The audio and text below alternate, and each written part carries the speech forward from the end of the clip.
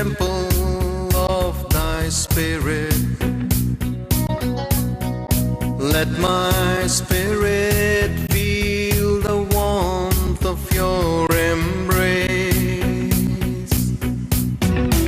Let me be a holy habitation where your spirit is pleased to dwell.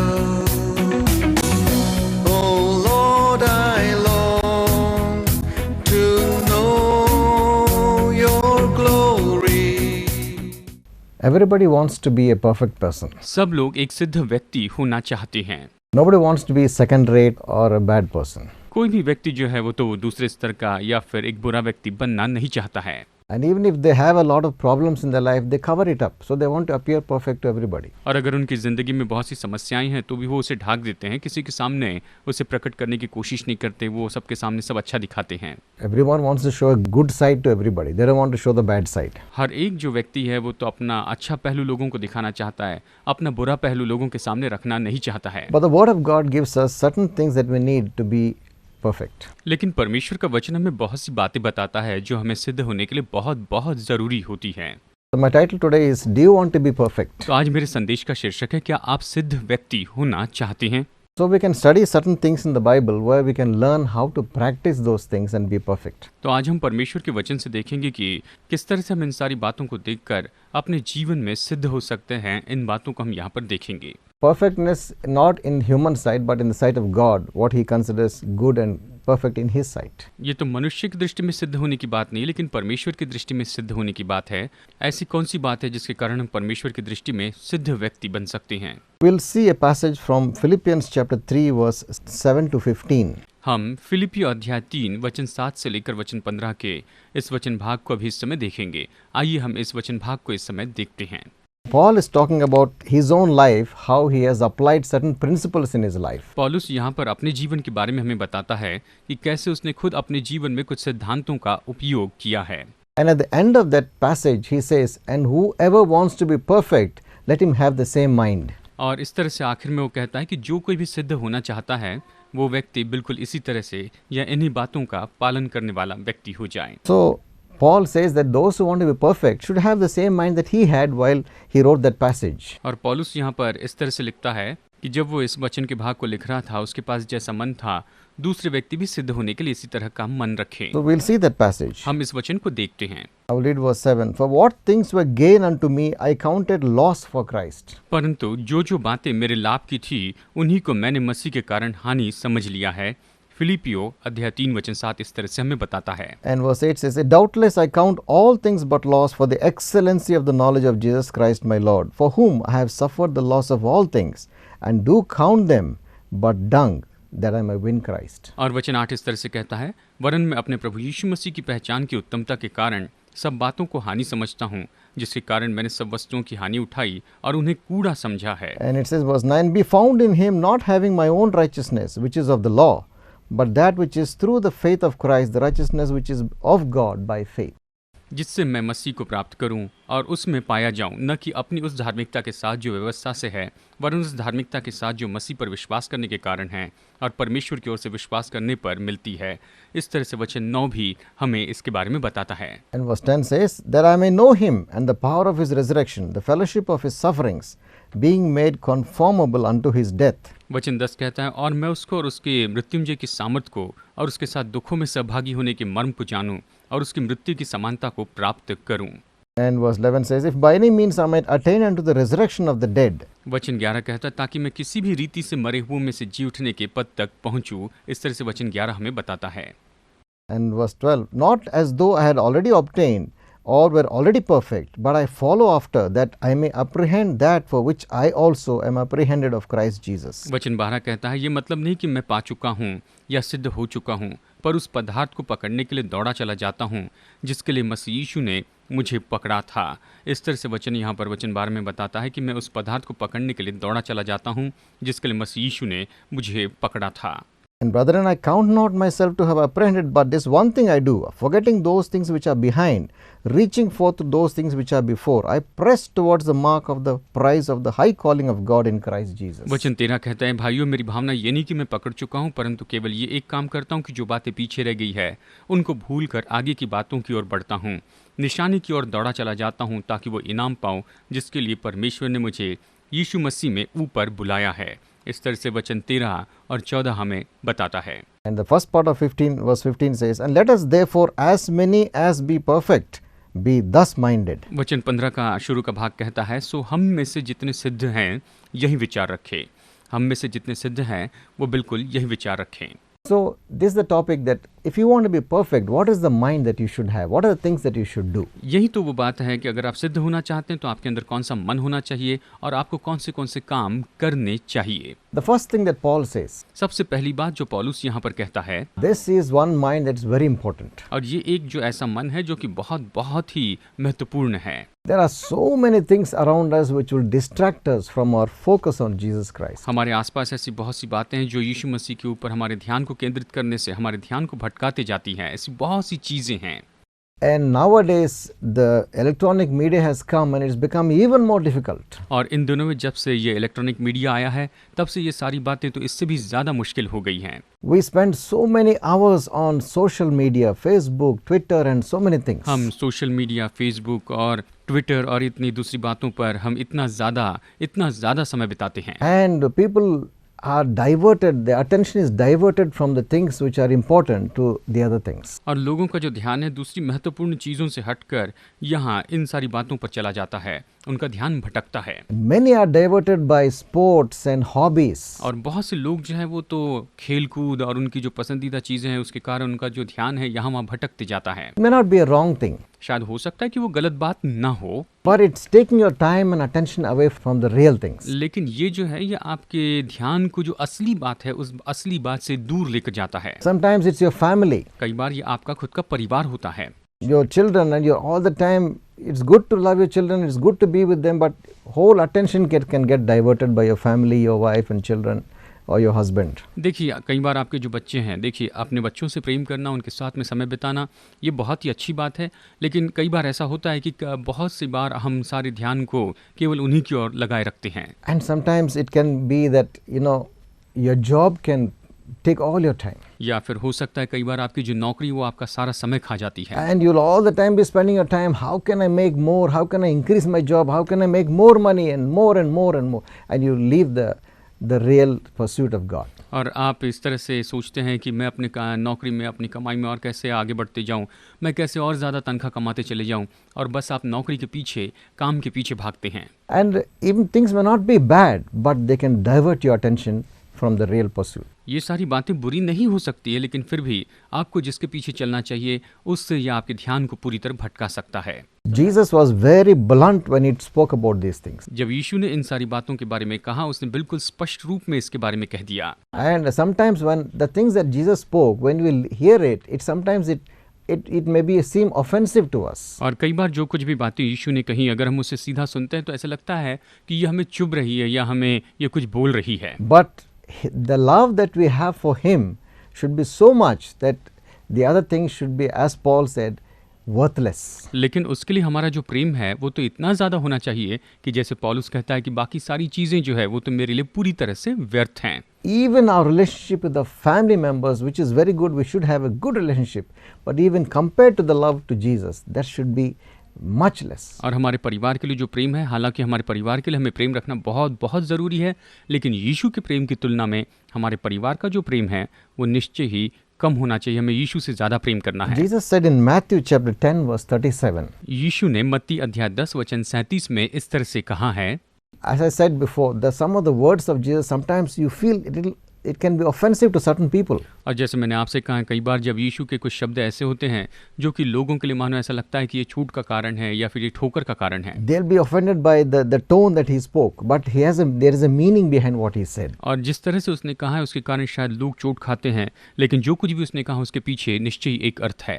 So Jesus said in Matthew 10:37, "He that loves father or mother more than me is not worthy of me. He that loves son or daughter more than me is not worthy of me. वचन 37 कहता है, जो माता या पिता को मुझसे अधिक प्रिय जानता है वो मेरे योग्य नहीं, जो बेटा या बेटी को मुझसे अधिक प्रिय जानता है वो मेरे लिए योग्य नहीं, वो मेरे योग्य नहीं। इस तरह से यीशु हमें कहता है।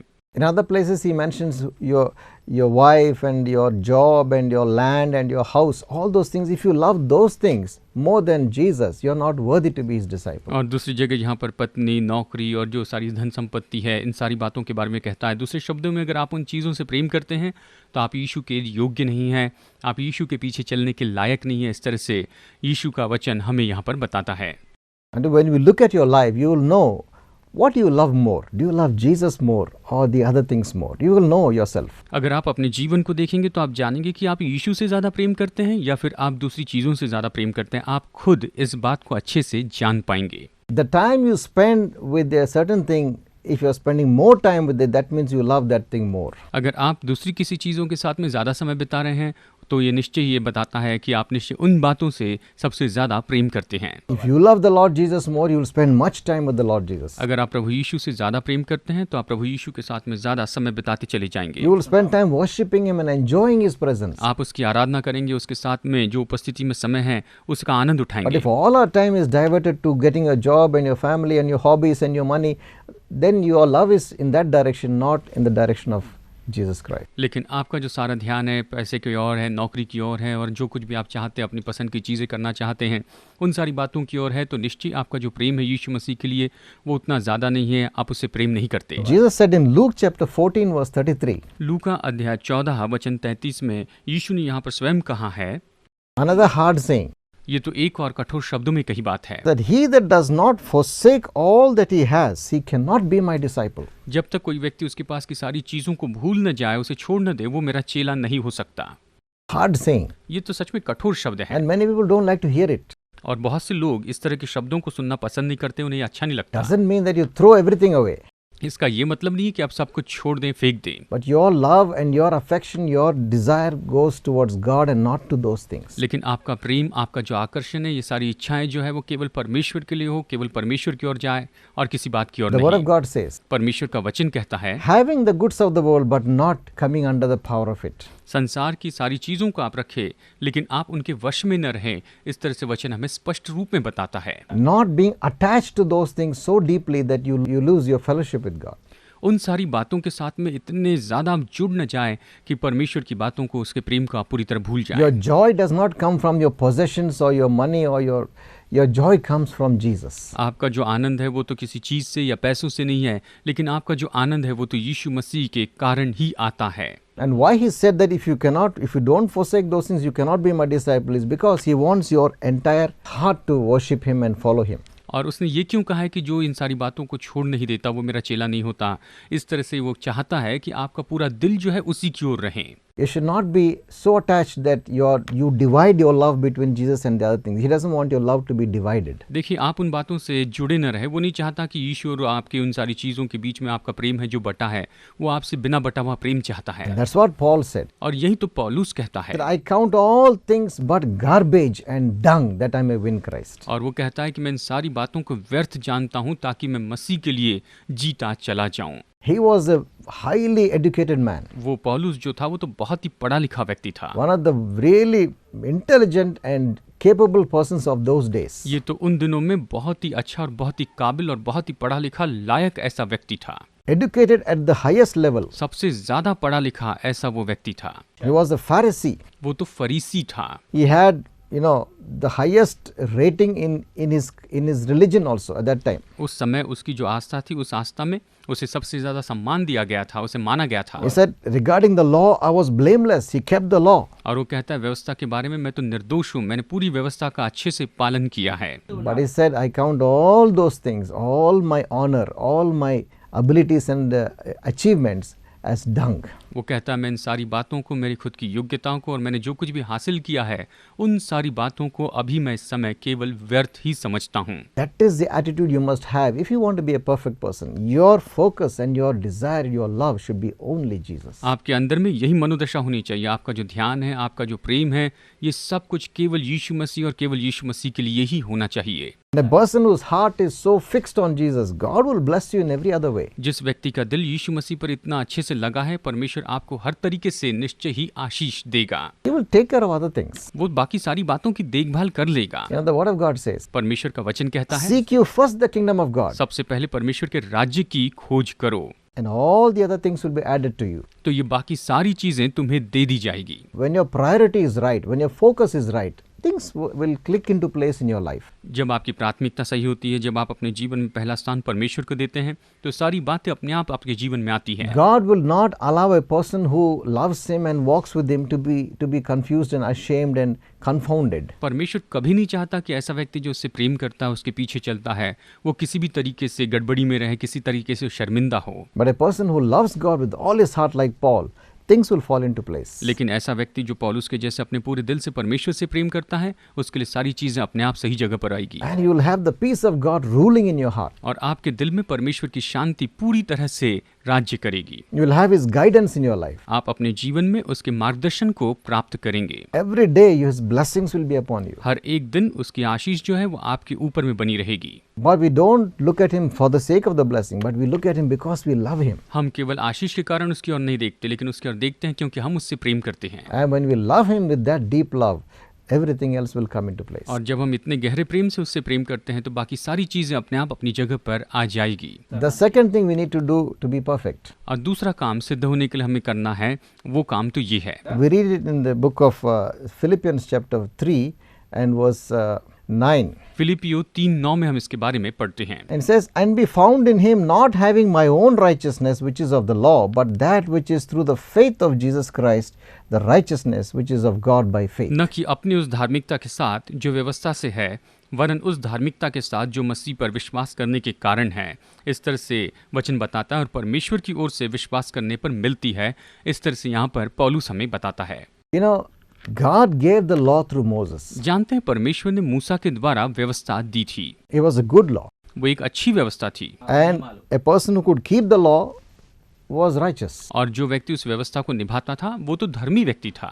But in the problem with that was there was competition. I can keep the law better than you. I am a better person than you. That competition was there. लेकिन इसमें समस्या ये थी कि वहाँ पर स्पर्धा थी कि मैं इस व्यवस्था को तुमसे अच्छे तरीके से मानता हूँ, मैं तुमसे अच्छा व्यक्ति हूँ। इस तरह के लोगों के विचार आ गए। Because of your own works of righteousness that you are righteous, so that you get proud. The chance of pride was there. और आपके धार्मिकता के कामों के कारण जब आप इसे पाते थे, यहाँ पर तो घमंड की बात थी और लोग इस पर घमंड करते थे और इसके कारण लोगों के जीवन में घमंड आने की संभावना थी।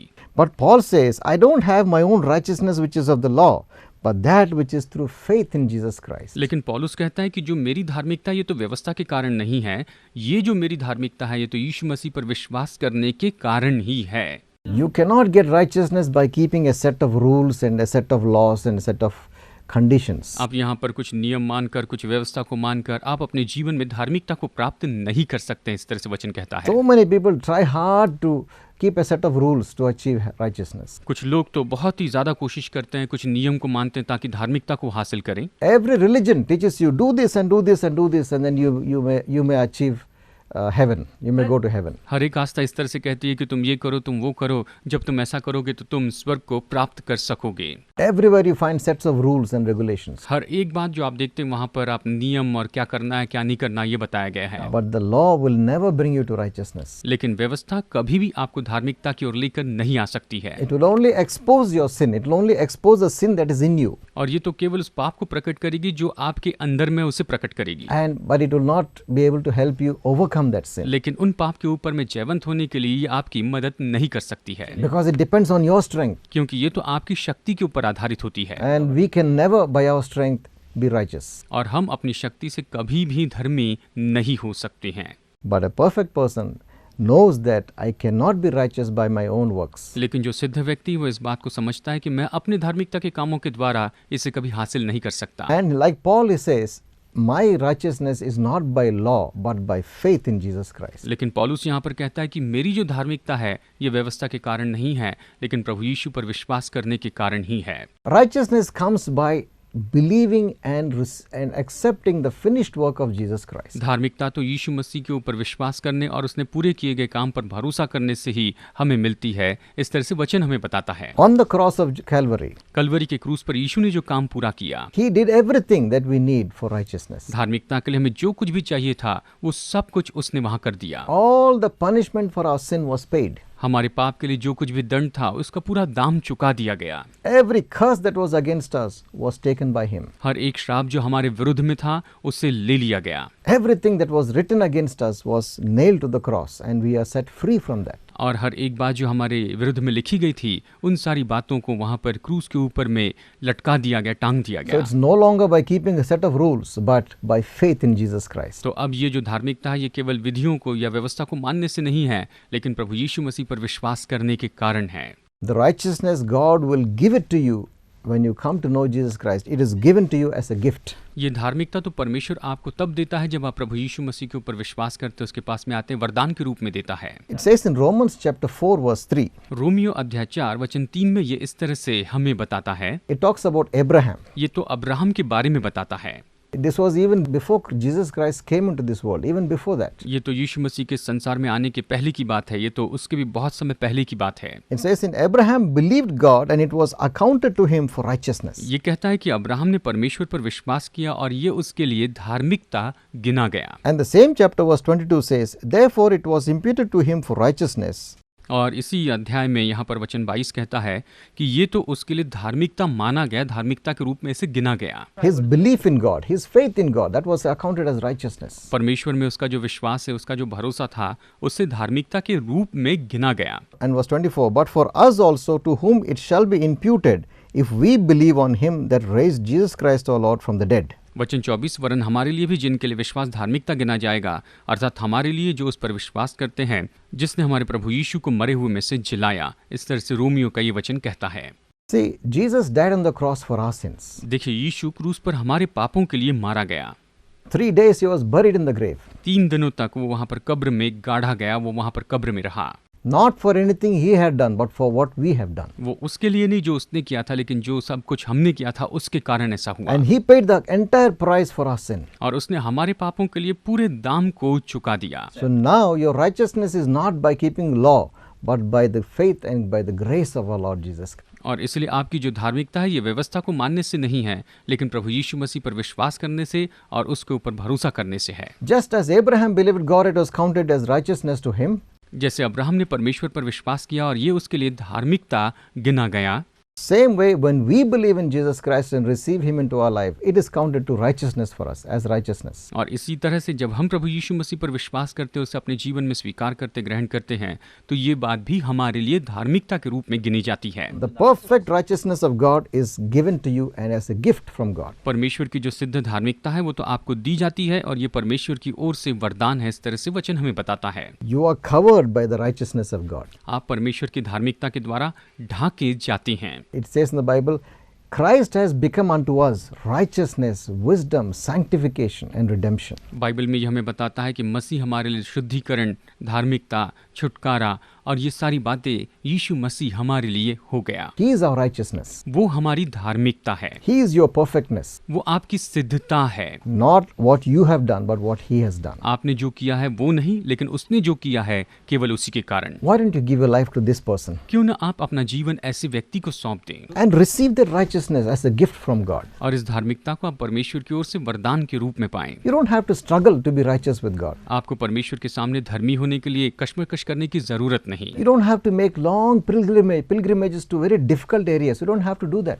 आपको तीर्थ यात्रा करके बड़ी मुश्किल की जगह जाने की भी कोई जरूरत नहीं, ऐसी कोई जरूरत नहीं। Where I stay in Kashmir, जहाँ पर मैं कश्मीर में रहता हूँ, every year lakhs of people come on pilgrimages हर साल लाखों लाखों लोग वहाँ पर तीर्थ यात्रा के लिए आते हैं and they make such a difficult journey और वो तो इतनी मुश्किल यात्रा को पार करके वहाँ पर आते हैं to see a natural formation of ice. कि वहाँ पर जो बर्फ है उसके प्राकृतिक रूप को देख सके। But after all that pilgrimage and when you finish your end of the pilgrimage, you come back to the same world and the same problems. इतनी बड़ी तीर्थ यात्रा, इतनी मुश्किलों का सामना करने के बाद में आप वापस उसी संसार में आ जाते हैं जहां पर से अपना जीवन आपने शुरू किया था। The same sins that you were committing before, you will continue committing afterwards also. वही पाप जो आप पहले करते आए हैं, अभी आप उन्हीं पापों को आगे भी करते जाते It हैं। doesn't change your life. ये आपके जीवन को नहीं बदलता है। There is no righteousness in it. इसके अंदर कोई भी धार्मिकता नहीं है। But you can have righteousness by faith in Jesus Christ. लेकिन आप प्रभु यीशु मसीह पर विश्वास करने के द्वारा इस धार्मिकता को प्राप्त कर सकते हैं। Not by your efforts and not by your goodness and law keeping.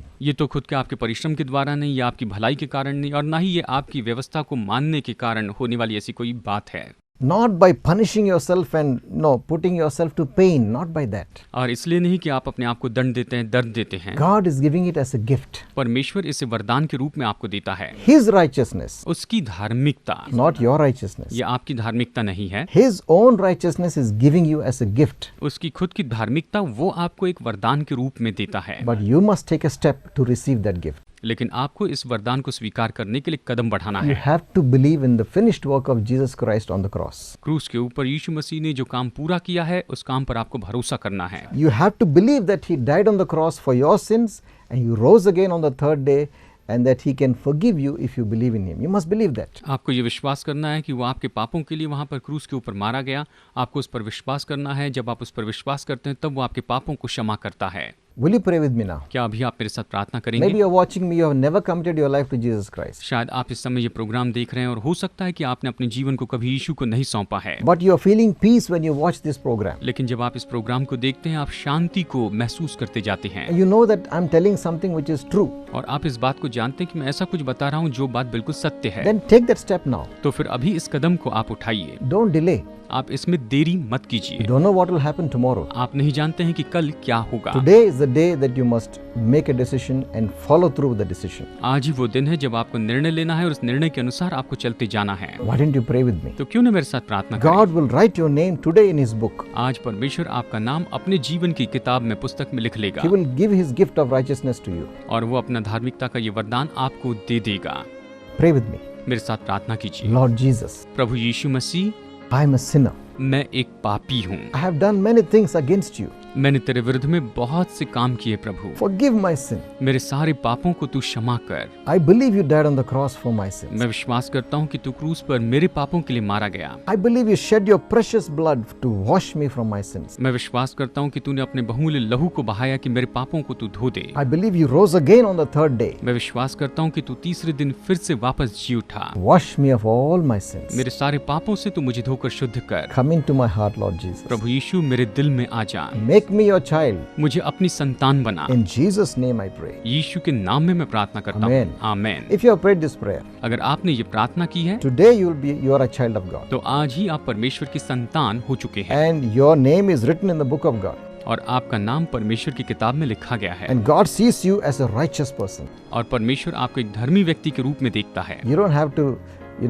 be guilty of your sin anymore. अभी आपको अपने पापों के लिए फिर कभी दोषी होने की जरूरत नहीं है, Because God forgets your sin. Once He forgives you, He forgets about it. क्योंकि परमेश्वर आपके पापों को क्षमा करने के बाद में वो उन्हें पूरी तरह भूल जाता है। I'll see you again next week. खैर, अगले हफ्ते फिर मुलाकात होगी And I will discuss about the further points of how to be perfect. और मैं आपको कैसे सिद्ध हो सके इसके बारे में अगले पॉइंट्स बताऊंगा। God bless you.